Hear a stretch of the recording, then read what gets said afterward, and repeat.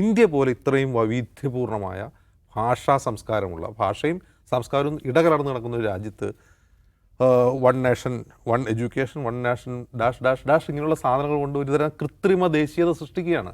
ഈ കൃത്രിമ ദേശീയത സൃഷ്ടിക്കുമ്പോൾ ഉണ്ടാകുന്ന പ്രശ്നം എന്ന് വെച്ചാൽ അത് കൃത്രിമമായിരിക്കും, അത് പെട്ടെന്ന് തകർന്നു പോകും എന്നുള്ളതാണ്. കൃത്രിമമായതെല്ലാം പെട്ടെന്ന് തകർന്നു പോകും. ഈ നാഷണൽ എഡ്യൂക്കേഷൻ പോളിസി നമ്മളത് വായിച്ചു നോക്കുമ്പോൾ അത് ഭയങ്കര നാഷണൽ ഇൻ്റഗ്രേഷനാണ്. ആളുകൾക്ക് ഹിന്ദി പഠിക്കുന്നുണ്ട്. അപ്പോൾ മലയാളികളും സൗത്ത് ഇന്ത്യക്കാർ ഹിന്ദി പഠിക്കുന്നതോടെ നോർത്ത് ഇന്ത്യയിൽ നമുക്ക് കുറേ കൂടി തൊഴിലവസരങ്ങളുണ്ടാവും. അതൊക്കെ 50കളിലും 60കളിലും തമിഴന്മാരും മലയാളികളും നോർത്ത് ഇന്ത്യയിൽ പോയി ജോലി ചെയ്ത് ബോംബെയിലേക്കൊക്കെ മൈഗ്രേറ്റ് ചെയ്തുകൊണ്ടിരുന്ന ആളുകളാണ്.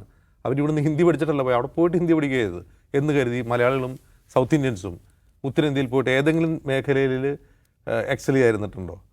ഒരുപക്ഷെ ബോംബെ നഗരത്തിന് മലയാളികളെയും തമിഴന്മാരെ പോലും സംഭാവന ചെയ്ത വേറൊരു ജനവിഭാഗം ഉണ്ടാവില്ല. അവരൊക്കെ അവിടെ ചെന്നിട്ട് ഹിന്ദി പഠിച്ചതാണ്. ഭാഷ അവർക്കൊരു തടസ്സമായിരുന്നില്ല. അപ്പോൾ ഇന്ത്യയിൽ തൊഴിൽ നേടാൻ ഹിന്ദി പഠിക്കൽ നിർബന്ധമാണെന്ന് എനിക്ക് തോന്നിയിട്ടില്ല. പക്ഷേ ഇംഗ്ലീഷ് പഠിക്കൽ നിർബന്ധമാണ്. ഇന്ത്യയിൽ നല്ല എവിടെയും ഇംഗ്ലീഷ് പഠിക്കൽ നിർബന്ധമാണ്. അപ്പോൾ ഇതൊരു തരം കൃത്രിമമായ ഒരു ദേശീയോന്മാദം സൃഷ്ടിക്കപ്പെട്ട് കൃത്രിമമായ ഒരു ദേശീയത സൃഷ്ടിക്കലാണ്. അതിൻ്റെ ഇമ്പാക്റ്റിൻ്റെ ഒരു ഉദാഹരണമായിട്ടാണ് ലക്ഷദ്വീപിൽ നമ്മുടെ ഈ അനുഭവം പറയാൻ കഴിയുക. ഇത് ലക്ഷദ്വീപിന് മാത്രം പ്രശ്നമായിരിക്കില്ല, നോർത്ത് ഈസ്റ്റേൺ സംസ്ഥാനങ്ങളിൽ പ്രശ്നങ്ങൾ വരും. അവർക്ക് അവരുടേതായ ഭാഷകളുണ്ട്. അവിടെ ഇംഗ്ലീഷ് പൊതുഭാഷയായിട്ടിരിക്കുമ്പോൾ തന്നെ അവർക്ക് ഓരോ ഗോത്രത്തിനും ഓരോ ഭാഷകളുള്ളൊരു മേഖലയാണ് നോർത്ത് ഈസ്റ്റ് എന്ന് പറയുന്നത്. അവിടെ മാത്രമോ മറ്റ് ഉത്തരേന്ത്യൻ സംസ്ഥാനങ്ങളിൽ ഇപ്പോൾ ഉദാഹരണത്തിന് ഭോജ്പുരി എന്ന് പറഞ്ഞൊരു ഭാഷയുണ്ട്.